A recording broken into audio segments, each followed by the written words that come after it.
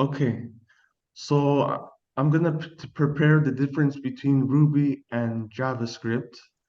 So Yep. the difference between Ruby and JavaScript, they're both high-level general purpose programming languages. However, there are some key differences between the two languages, including purpose, performance, syntax, typing, and libraries and frameworks.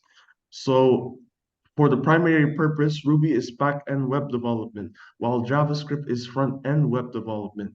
The performance on Ruby is slower, while the JavaScript is faster. The syntax on the Ruby is simpler, but JavaScript is considered more complex.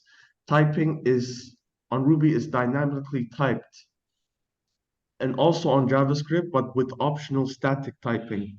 And for the libraries and frameworks, they use a large ecosystem of libraries and frameworks, making it easy the tools to find use, such as Rails, Sintara, and Device, while JavaScript is React, Vue, and Angular.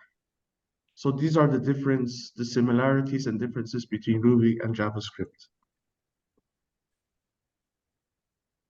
Yep. And also to add, there are just some minor differences in syntax, like Yes. how you call variables and stuff like that. Yeah. But I think in general, for general use, both of them can probably do the same things. Although you did mention that one is more for front end, but I think JavaScript can also be used for back end, right? Yeah, Yeah, probably, using Node. probably. Mm. So any ideas so far On what? between Ruby and JavaScript? Or difference or similarity? Difference and similarities. Okay, for the similarities that both JavaScript and Ruby have the support of the OOP, the object oriented. Yes, I forgot to mention that. It's backing. It gets backing. Yeah, because they both rely on objects as the fundamental building blocks.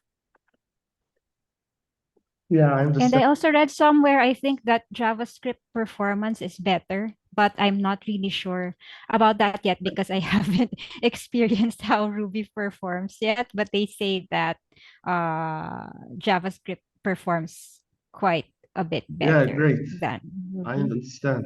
I understand under the situation.